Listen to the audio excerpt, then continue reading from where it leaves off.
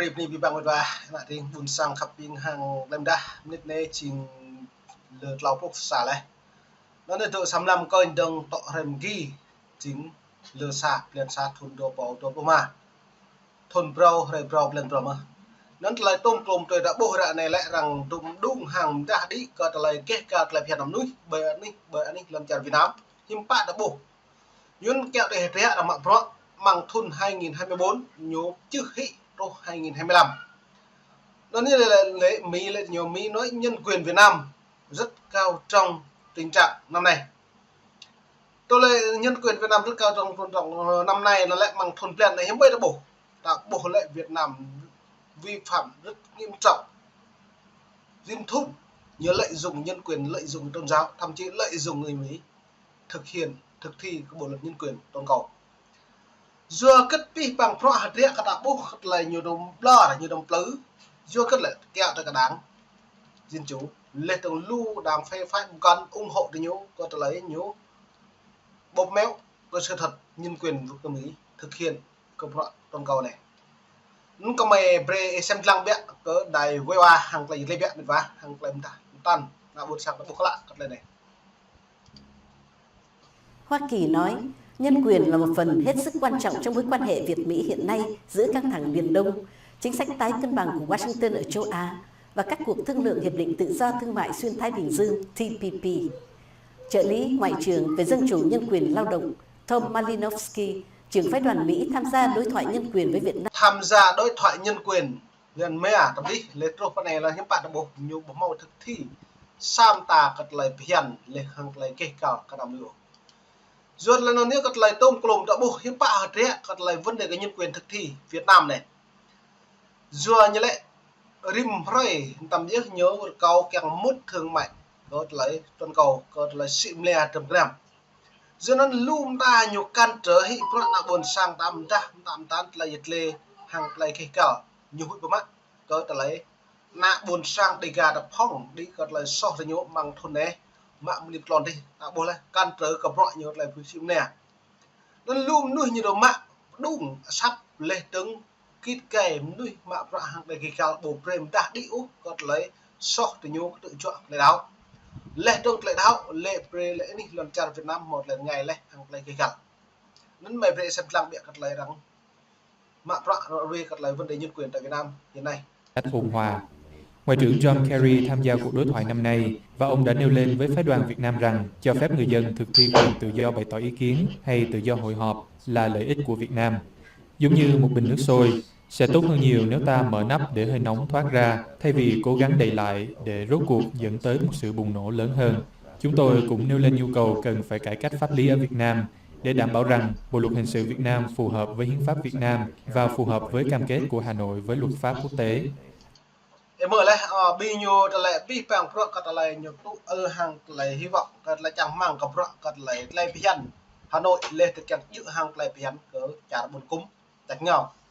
từ đại một thuộc thi ú tạo bộ hạt rẽ này bạn là bộ chiến lược như này lại Việt Nam nhú bộ màu mút mà lên từng trăm cái năm xịm le luật núi một mà thực thi bộ luật như là nhân quyền thế giới bởi đi chiến trường liên quốc lại rằng ruộng núi hàng lim trà là nhiều một là heo lạ á rằng thổ chung từ đã làm trà là bê bộ màu heo lạ lên trong làm trà mừng ra một thủ bộ nhất như hai này nhớ là bỏ lại như chỗ lùm ai đã bị chàng Mỹ tôi dạ pro mà đây một năm đó mà Sarem Kỳ đã bộ tổng thống Donald Trump nhiều dạ pro hàng lại làm trà Mỹ nhiều khắt khe cỡ trà bê hàng lại độ sót lại hiển cái cầu lòng núi lên tương tự chọn của đảo nên mình về xem lăng là dịch lên này đang phân tích bình luận cờ là này. Đặc biệt trong lĩnh vực tự do ngôn luận, tự do hội họp. Phản hồi của Việt Nam ra sao trước các mối quan tâm đó, thưa ông? Họ phản hồi một cách xây dựng. Họ thừa nhận là Việt Nam cần đạt những tiến bộ, nhưng đồng thời cũng nêu nó nên là tư mà rằng lệ nhiều như giáo phản hồi glak xây dựng mạng pro hàng làm đi lệ thực ra tôi nhận nào xong trở lại ngạ nó lại bị dụ pro này mong lào trốt này các bạn bộ màu thực hiện xong tạo vì bằng pro cái nhập hẹp lệ từng nhiệt lệ hàng làm plư lập đảo cả đôi do nó là Hà Nội chính phủ Hà Nội lại nhiều bộ máu năng lấy vì bằng pro nhiều đường hẹp mà đang tạo lên được để xem lăng là gì này lên rằng nhà nước Việt Nam đang đạt tiến bộ. Họ công nhận rằng nhất thiết luật hình sự phải phù hợp với hiến pháp Việt Nam. Họ cũng công nhận Việt Nam có các cam kết theo luật quốc tế. Chúng tôi không đồng ý với nhà nước Việt Nam về trường hợp các cá nhân bị giam giữ vì thực thi nhân quyền.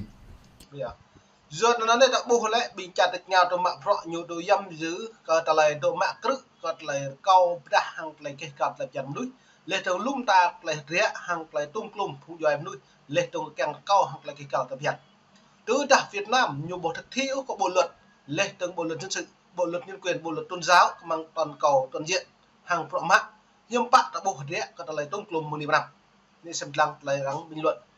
Chúng tôi cũng đã đối thoại xây dựng về các vấn đề cụ thể này. Có người cho rằng thúc đẩy các vụ phóng thích tù nhân lương tâm nếu không phải là ở mức hàng loạt mà chỉ vài trường hợp đơn lẻ có thể đưa tới phản ứng ngược vì Hà Nội không ngừng tống giam những người bất đồng chính kiến để đem đổi chác lấy quyền lợi. Ý kiến của ông thế nào? Đó là lý do vì sao tập trung tới lĩnh vực cải cách luật lệ và hiến pháp là vô cùng quan trọng. Dĩ nhiên, khi có người nào bị bắt giam mà chúng tôi thấy bất công, cho dù ở Việt Nam, Trung Quốc hay bất kỳ quốc gia nào trên thế giới, Hoa Kỳ sẽ yêu cầu phóng thích họ vì chúng tôi bênh vực nhân quyền. Rồi lên nó nhớ cái bằng pro hạt rẽ lại mạng pro lại mạng cự núi lên tầng Hoa Kỳ những biên vực vừa ta bình trà Hoa Kỳ ta thật nhau nhất từ mạng pro hàng lại kê gạt lại phiền núi từ ta lần trà bảy một lại sẵn bằng non vật Trung Quốc nhiều từ mạng cự núi cho cái bộ lên còn lại kê cả lên tầng quốc nào mạng cự lên nhiều chỉ lên tiếng pre cla pre pek lệ gấp lên tầng bộ đời được cự giờ ta bình non nhé mạng pro hàng đi pia lên phụ giúp núi bình nó nhé thầu xịn leo ngoại giao bởi mạng một lần cha gì đó nhé mạng một ngày cất lấy phiền lắm nuôi nhé thầu đi việt lấy xịn lẽ bởi đã lấy kem nó đấy bởi đã dập trong nòng nọ vẹn mong lấy lần cha đó tôi cứ không lấy phiền lắm nuôi từ đã cho bộ cha là cho bộ đi cứ út lấy phiền còn nông như thầu lợi dụng đôi lần cha là gì rồi rầm rề là lừa nên xem lăng tại dịch lên bình luận. Tuy nhiên, chúng tôi hiểu rằng giải pháp cho vấn đề là làm sao phải đảm bảo bộ luật nội địa phù hợp với luật quốc tế, tuân thủ những giờ nó nhớ cả lại tung klum hạ đây đó bộ hiệp bạo về luật nội địa là về giữ hàng lại phiền có buồn cùng từ trả luật nội địa như lại luật bằng lại phiền lần chặn Việt Nam nhung áp dụng úc kẹt luật quốc tế lên trang đặc biệt giáp nước Việt Nam nhung mò thực thi có bộ luật nhân quyền toàn diện bằng thuận lợi này.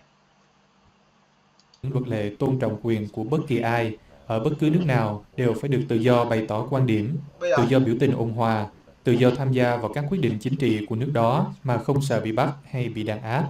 Về lâu dài, đây là mục đích chúng tôi đang hướng tới.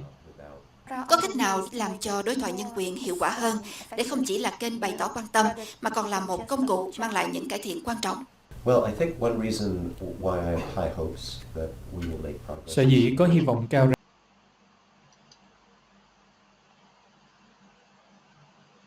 Duyệt nó được lại biệt này tới nhà cả là hiếm phát kèng mạng lại đi piạt lại hoạt động của nhân quyền tại Việt Nam. Nó như cái này lại tí bằng rõ hạt rẽ cơ ta lại xịn lẻ từ trả những bộ thực thi úc mang lại kết gạt lại phiền lệ từng mang lại phiền lại xịn lẻ gì lệ tống đặc bộ kèng tội chung úc trầm cái nằm vật trầm cái nằm đặt neo vật cũng nuôi một mà nơi đây đặc bộ kèng tội chung duyệt lại tiếp trả Việt Nam như dựa mang lại một mà nhiều rượu mang cái nằm trầm nhiều xịn thao nâng các thao đi bìa với đã bộ luật trả Việt Nam nhiều thực thi úc có bộ luật nhân quyền bộ thực thi có bộ luật tự do thông tin tự do báo chí tự do ngôn luận lại nó nên trầm cái nằm nhiều thao đi bìa vất trầm cái nằm vất sao chút lấy lung ta bình minh một mà này sẽ đang sử giáp nhiều chính sách po cho po lần trả tụ sót lại hiện là một năng ô để giáp nhớ tùy một mà bởi anh buồn cùng mà rõ đây mình ra xem lăng lấy lên biệt thấy Việt Nam là một phần trong cộng đồng các nước châu Á Thái Bình Dương cùng ngồi lại với nhau không chỉ vì các lợi ích chung về thương mại mà còn vì những giá trị chung. Việt Nam hiểu rõ điều này. Ngoại trưởng Kerry và Tổng thống Obama đã nói. Rồi nên hiệu trưởng Kerry và Tổng thống Obama lâu đi biết bằng pro hàng làm đã đi kèng mạ pro nút đường thì dự pro này Tổng thống Joe Biden lên là cái vật lò nên tương lại Tổng thống Donald Trump lên tương lao cường Tổng thống này lại rằng nhắc nhớ Việt Nam bộ mò rèm tây úc còn lại pro hàng lại cái gal này từ trả những bộ ngã lên tương bộ tây cứ úc làm phiền nhầm với ta bộ rẻ còn lại nhiều đồ đít rạ này nhầm plư cả rằng kèng rằng tụ chung nồng nọ cái nhú lên trong cái giáp nhú rồi sắp lần chặt hẻm nó nên nhớ kèng mút lệ bay bố mạ pro bồn cung trên đường Liên Quốc hàng lệ đâm phát lệ tùy một lệ đồng xăm lệ nấm rằng một càng rồi chụp ốp mang thôn né dườn là tùy rằng bộ tình nhố cả một thi thực thi các bộ luật quyền độ sẽ nói mệt vả mệt là chôn bẹn mệt mông rồi này trình lượt lọc lô rồi bị mông này có khắp bạc bị bằng mệt vả nãy thì buồn sang có ít xem rằng rồi lại rung đinh đại doan này hàng lấy cái cờ lệ thằng lum ta cái nhom plư chẳng mỹ vật tự chọn nuôi buồn sang đi gà đã vật bị giật nhưng sẽ bật ni buồn sang cặp xem lăng mà bị mông ta đừng